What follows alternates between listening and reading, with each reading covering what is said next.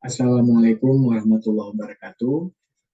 Perkenalkan, saya Rahmat Rizky Fazli, peserta latihan dasar CPNS Angkatan 16 tahun 2020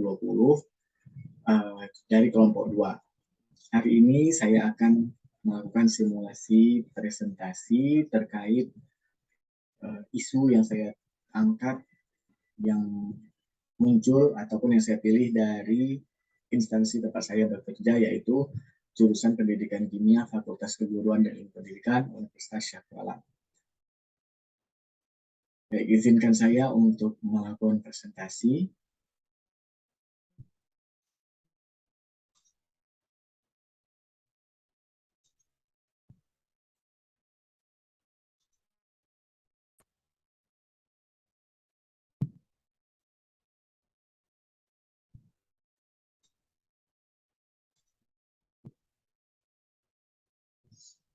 Assalamualaikum warahmatullahi wabarakatuh. Berikut adalah presentasi dari proposal rancangan aktualisasi atau proposal aktualisasi saya terkait dengan isu yang muncul. Di mana judul daripada proposal aktualisasi tersebut adalah tes 16 kepribadian untuk mahasiswa jurusan Pendidikan Kimia FKIP USK sebagai salah satu strategi untuk meningkatkan IKT 102. Oleh saya Rahmat Rizky Fazli, SPD MSI dengan nomor induk pegawai 1993 10 11 2022 03 1012 dengan nomor MDH 16. Berdasarkan latar belakang yang saya tangkap dari konsultasi dengan ketua jurusan, dia katakan bahwa beberapa isu yang muncul di program studi, diantaranya mengenai capaian IKT atau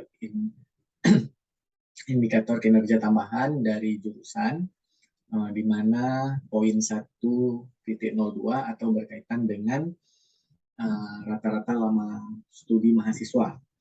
Nah, di sini berdasarkan wawancara dengan ketua jurusan mengatakan bahwa dalam tahun 2022 banyak mahasiswa yang sedang mengambil tugas akhir itu menghilang dari jurusan.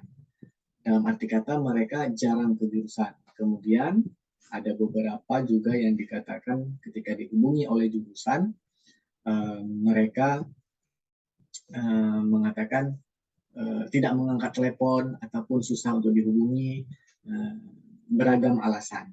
Nah, oleh karena itu jurusan atau berdasarkan diskusi dengan ketua jurusan muncul pertanyaan, ada apa dengan sikap mahasiswa tersebut? Mengapa kepribadiannya bisa seperti itu? Nah, oleh karena itu kita perlu melihat bagaimana sikap-sikap mahasiswa kita agar ketika muncul masalah seperti ini kita tahu bagaimana mengatasinya dan bagaimana melakukan konseling kepada mahasiswa tersebut. Apa efeknya apabila hal ini tidak ditangani? Nah, tentunya masa studi tugas akhir akan berlanjut dan dia bisa selesai dalam semester 9, 10, atau 11. Sehingga capaian IKT 102 lulus program studi sarjana dalam kurun waktu 4 tahun bisa tidak tercapai. Nah, di satu sisi ada juga berdasarkan hasil wawancara dari ketua jurusan yang mengatakan bahwa ada mahasiswa yang merasa takut bertemu dengan dosen walinya atau dosen pembimbingnya karena tidak cocok dalam segi emosional, sehingga hal ini juga menjadi suatu perhatian yang harus dilakukan di jurusan. Mengapa? Karena kecocokan antara mahasiswa dengan dosen wali atau dosen pembimbing itu dapat melakukan kegiatan yang harmonis ataupun bersinergi agar tugas akhir bisa selesai tepat waktu. Nah, ini juga sesuai dengan nilai-nilai dasar BAKLA, di mana kegiatan harmonis itu kalau bisa muncul dalam unit kerja. Nah, Prodi Studi Pendidikan Kimia sendiri memiliki visi dan misi, diantaranya pada tahun 2025 menjadi program studi yang inovatif dan terkemuka dalam menghasilkan sarjana pendidikan kimia yang berkarakter islami dan mampu bersaing secara global. Nah, dalam hal ini, karakter atau kepribadiannya harus dibentuk berdasarkan visi prodi pendidikan kimia. Nah, oleh karena itu diharapkan mahasiswa-mahasiswi jurusan pendidikan kimia dapat lulus tepat waktu, sehingga memiliki karakter yang kuat dan tujuannya dapat bersaing secara global. Nah, adapun misi prodi studi pendidikan kimia diantaranya pertama menyelenggarakan pendidikan akademik pada jenis sarjana yang inovatif sehingga terkemuka dalam menghasilkan sarjana pendidikan kimia yang berkarakter Islami dan mampu bersaing secara global. Selanjutnya melaksanakan penelitian inovatif yang hasilnya disebarluaskan agar berguna untuk mendukung penyelesaian permasalahan pendidikan kimia di tengah masyarakat. Ketiga, melaksanakan kegiatan pengabdian dan pemberdayaan masyarakat untuk membantu meningkatkan kualitas hidup dan nilai kemanusiaan. Dan yang terakhir, menjalin hubungan dan komunikasi dengan institusi daerah, nasional, atau global dalam rangka meningkatkan kualitas pelaksanaan pembelajaran, penelitian, dan pengabdian. Nah, untuk mencapai visi misi tersebut, program studi pendidikan kimia merumuskan tujuan program studi, diantaranya yang pertama menghasilkan sarjana pendidikan kimia yang kompeten, menjadi pendidik, inovatif, dan karakter Islami, sehingga mampu bersaing di tingkat daerah, nasional, maupun global. Menghasilkan sarjana pendidikan kimia yang mampu melaksanakan penelitian inovatif dan mampu menyebarluaskan hasil penelitiannya untuk mendukung penyelesaian masalah pendidikan kimia di tengah masyarakat. Yang ketiga, menghasilkan sarjana pendidikan kimia yang mampu berkontribusi terhadap pemberdayaan masyarakat untuk membantu meningkatkan kualitas hidup dan nilai kemanusiaan. Yang keempat, menghasilkan sarjana pendidikan kimia yang mampu menerapkan prinsip sosio-edu-teknopreneur.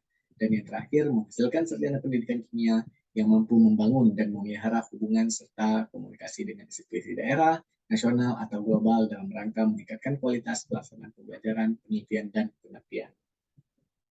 Nah, berdasarkan latar belakang yang saya sebutkan tersebut, ya, mahasiswa yang kabur atau menghilang dari jurusan itu dapat tidak mendukung visi misi dan tujuan program studi pendidikan kimia.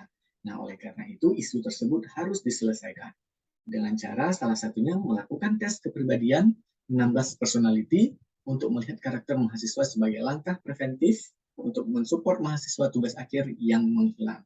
Jadi, apabila ada kejadian seperti itu, maka jurusan mempunyai tolok ukur atau batu pijakan melihat, oh ternyata memang mahasiswa ini sedikit ada emosional yang labil misalnya. Dan itu bisa menjadi rujukan bagaimana cara menangani mahasiswa tersebut secara personal. Nah, apa itu 16 personality? Jadi 16 personality ini adalah 16 tipe kepribadian yang dimiliki oleh manusia. Ya, jadi berdasarkan 16 personality, manusia itu kepribadiannya dikelompokkan menjadi 4. Ada analis, diplomat, sentinel, explorer. Nah, setiap kelompok ini itu memiliki tipe kepribadian yang cenderung berbeda-beda. Sebagai contoh, di sentinel itu merupakan orang yang memiliki tipe kepribadian observant dan judging, dikenal karena kepraktisan dan fokus pada keterlibatan, keamanan, dan stabilitas. Nah, selanjutnya misal ada explorer, adalah tipe orang yang memiliki tipe kepribadian observant dan prospektif, dikenal karena spontanitas, kecerdikan, dan fleksibilitasnya. Setiap kelompok-kelompok dari personal ini, dari 4 personal ini, memiliki 4 bagian yang berbeda pula. Seperti di analis, mereka memiliki kelompok arsitek, logician, commander, dan debater.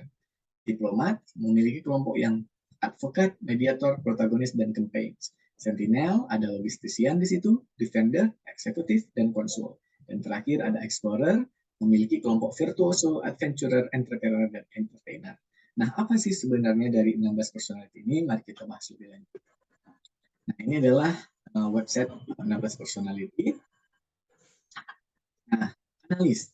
Analis itu memiliki 4 kelompok utama. Ada arsitek, ahli logika, komandan, dan pendebat. Nah, sebagai contoh, orang yang memiliki jiwa arsitek biasanya merupakan orang yang pemikir, yang imajinatif, dan strategis, dengan rencana untuk segala sesuatunya. Jika dia ahli logika, maka dia adalah seseorang yang penemu yang inovatif dengan kedahagaan dan pengetahuan yang tidak ada habisnya. Jika dia dan seterusnya, apabila komandan dan pendebat. Seperti pendebat, dia adalah pemikir yang cerdas dan serius, yang gatal terhadap tantangan intelektual. Nah, kalau diplomat, di sini misalnya ada advokat, mediator, protagonis, dan juru kampanye. Nah, misalnya kalau dia seorang mediator, maka dia adalah orang yang puitis, baik hati, dan altruistik, selalu ingin membantu aksi kebaikan. Nah, kalau dia adalah seorang yang protagonis misalnya, maka dia adalah seorang yang dapat memimpin atau menjadi pemimpin yang karismatik dan menginspirasi, mampu memukau pendengarnya. Nah, selanjutnya kita lihat kelompok ketiga, itu ada ahli logistik, pembela, eksekutif, dan konsul. Nah, biasanya contoh orang-orang yang misal menjadi pembela, bisa dia adalah kelompok yang memiliki sifat pelindung yang sangat berdedikasi dan hangat. Selalu siap membela orang yang dicintainya. Misalnya dia tergolong ke dalam konsul, maka dia adalah orang yang sangat peduli, sosial, dan populer, selalu ingin membantu. Nah, yang terakhir, ada misalnya dia kelompok jelajah. Sebagai contoh, misalnya dia menjadi seorang yang petualang, maka dia adalah seorang yang seniman, yang fleksibel, dan mengagumkan, selalu siap menjelajahi dan mengalami hal baru.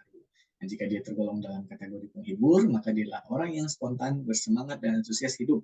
Tidak akan membosankan saat berdekatan dengan mereka. Nah, mungkin itu saja yang dapat saya sampaikan dalam presentasi kali ini. Nah, harapannya jika mahasiswa penjurusan pendidikan kimia dapat dikelompokkan ke dalam beberapa 16 personality tersebut, kita bisa melihat kecocokan antara personality satu dan personality lainnya, ataupun personality satu dengan personality dosen, agar masalah-masalah tadi yang tidak match antara dosen wali dengan mahasiswa atau ketakutan mahasiswa berjumpa dengan dosen pembimbing, ya bisa dikurangi. Sekian presentasi dari saya. Terima kasih. Wabillahi taufiq wal hidayah. Wassalamualaikum warahmatullahi wabarakatuh.